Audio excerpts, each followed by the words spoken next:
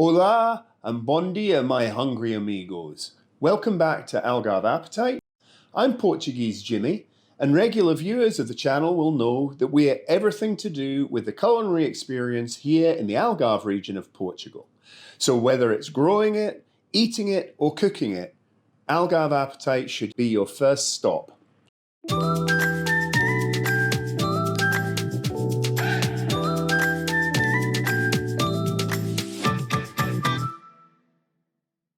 So, what are we doing today? We're back in Jimmy's kitchen and we're going to cook a family favourite of ours, homemade pizza.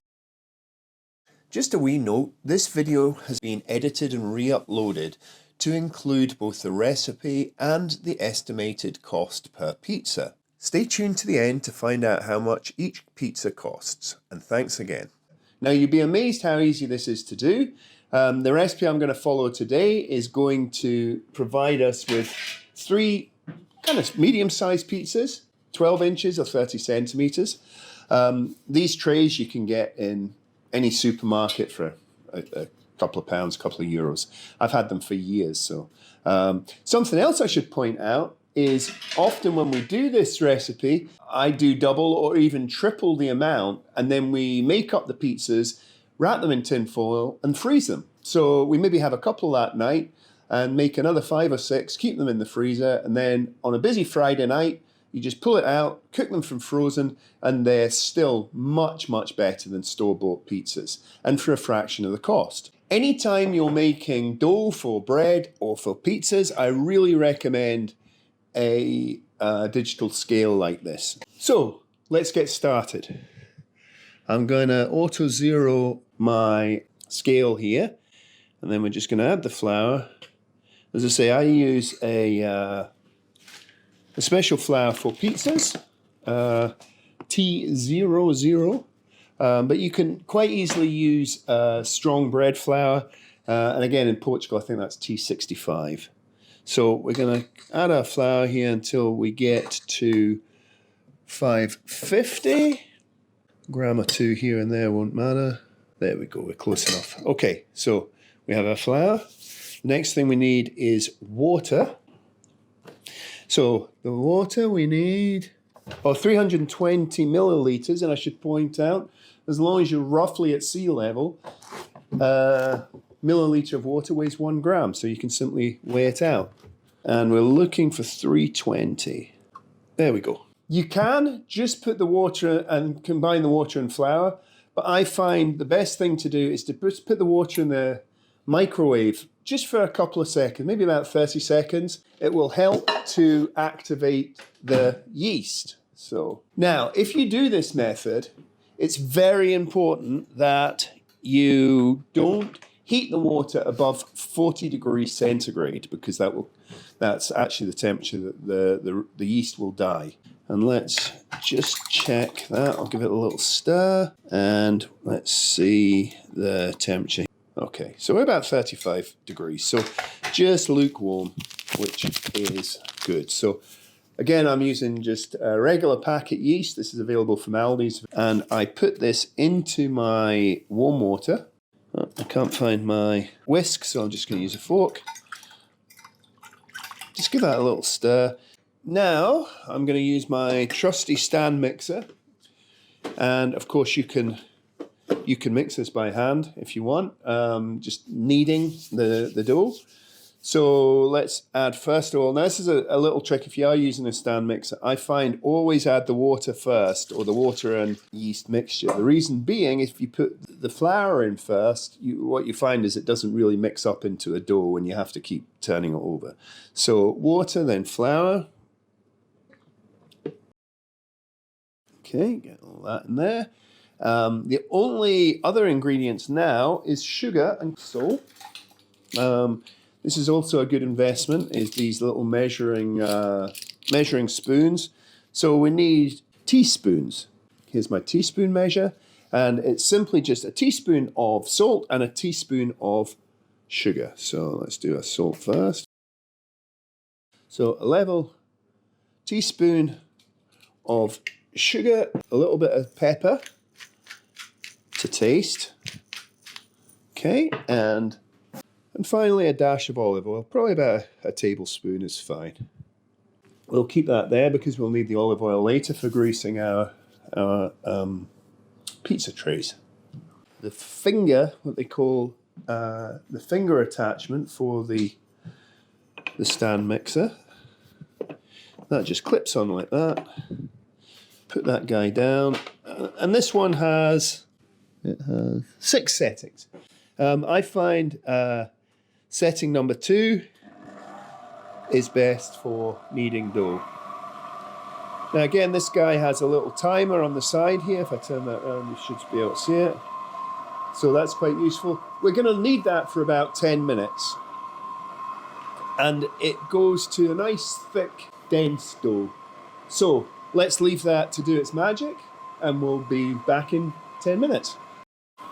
That's just reached our 10-minute mark. And we can turn off our mixer here.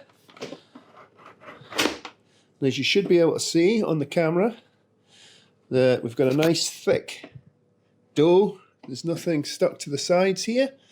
So what I'm going to do, let's take this out. And there we have our dough. Now after our dough is ready, it needs to sit in a warm place for about 45 minutes to an hour, just to rise. So we'll be back in 45 minutes. For our toppings, we have a couple of items from the garden. I have a lovely fresh red onion and a red pepper. What I quite like doing with the onions, because they're so fresh, is just take a little bit of the leaves here, and we'll use that as an additional kind of garnish. So just chop those quite chunky. They're great for cooking, just for adding an extra bit of flavour. Now let's get our onion chopped into fine slices. I'm going to just take the end off that. Take it down here and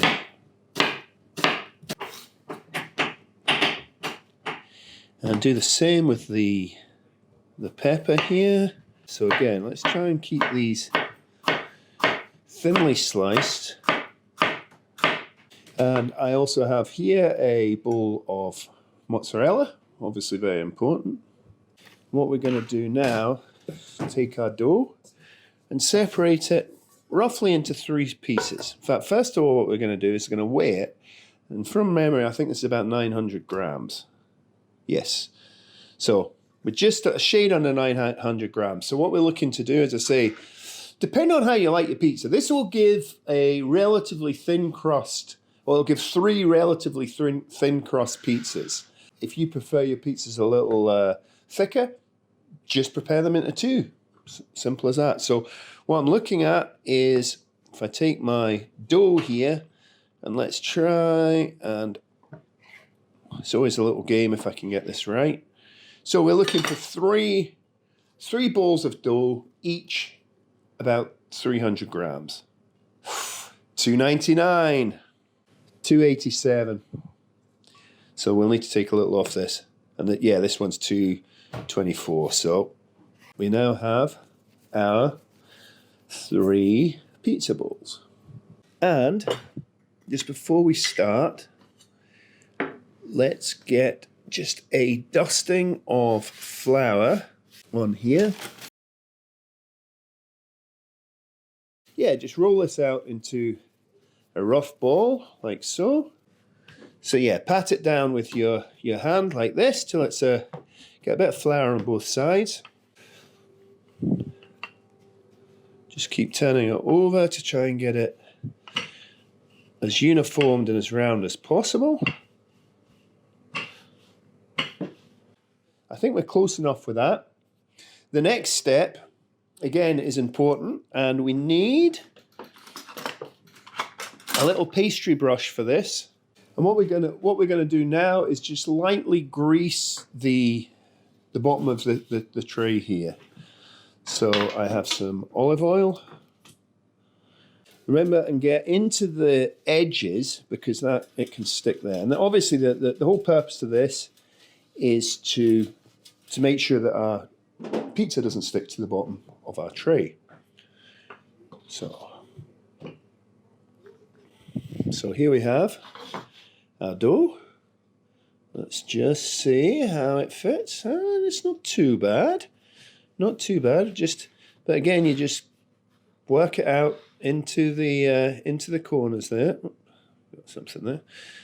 And as I said at the beginning of the video here, this gives you quite a thin base. Now what I'm going to do is I'll obviously do the others off camera because it's exactly the same process. I should have really made this in the summer, and what I would be doing is I'd be using my tomatoes from the garden to make the tomato base.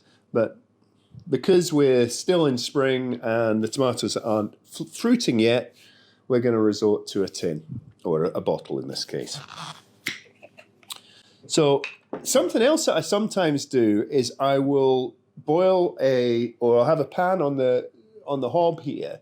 I'll add the tomato pulp, add some garlic and some herbs, and just boil it down a bit so those flavors go into the sauce, and it's a bit thicker sauce and a bit more flavor. So, but today, for speed, we're going to just take it straight from the bottle, which is also fine. Again, personal taste. I don't like a lot of tomato sauce on my pizza, but obviously you want to go right to the edge and just keep adding it, and smoothing it out like so. Try and get it evenly spread right to the corners. And now, before we start putting the toppings on, I'm going to quickly fire up the oven so it will be up to temperature for when we start cooking. So, I hate this oven. I hate this kitchen, actually. That's why anytime the sun's shining and it's not windy, you'll see me cooking outside. I just get a portable stove and go outside. But hey, it is what it is. We live in paradise apart from my kitchen. This isn't a standard oven. It runs off propane. For us, it's between the 3 mark and the 4 mark. I would guess you'd be good anywhere between 180 and 200 degrees C. And again, it just depends on how you like to cook your pizza. But anyway, so let's get on with our toppings. A generous helping of mozzarella on there. If you wanted to mix in some cheddar or some other cheeses in there, that's no problem. Just evenly distributed here, and we'll grab our toppings. Start off with our peppers, our onions. But these should be really nice, as I say, that's just picked out of the ground. So that's good. Next, we're going to add a very important ingredient, in my opinion. Obviously, if you're a vegetarian, then you wouldn't take this step. And if you're vegan, obviously, you need to substitute for vegan cheese as well. But here we go, some pepperoni on there. The choice of toppings entirely up to you. But please, no pineapple. We're civilized people. My daughter would kill me. She loves pineapple on pizza. I don't mind it, but I'm more of a meaty guy. So again, a generous and even spreading of that. Then I like a little bit more mozzarella on top, like so. And then let's just add some of those. And we can actually add that at the end as well. Let's do that. Okay, so now we should be ready to go. So just going to pop it in the oven. And a kind of middle shelf, like so. And let's leave that for about 15 to 20 minutes.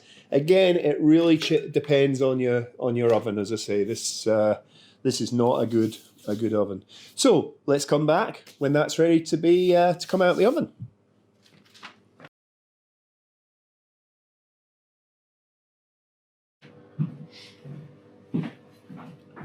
So that's been just under 20 minutes. So let's check. Our pizza. There we go. Absolutely perfect. Let's just take it out on the chopping board here, which of course I've cleaned, and cut like that.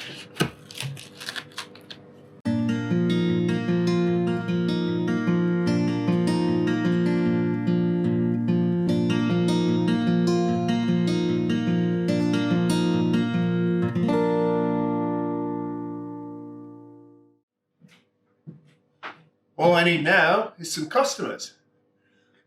Guys, pizza's ready! There you go, Danny. Thank you. Some for you, Liam? Yeah. Looks awesome. Okay. Thank you very much. That's fine. And finally, the Jimmy taste test. Mmm.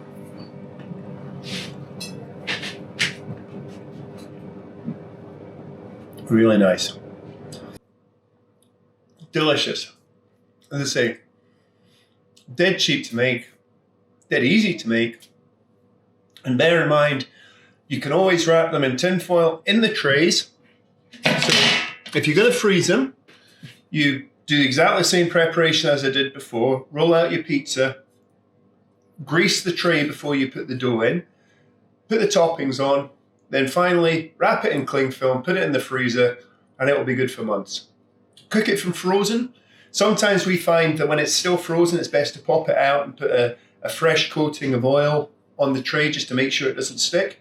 But no, it's been a staple of our family for years.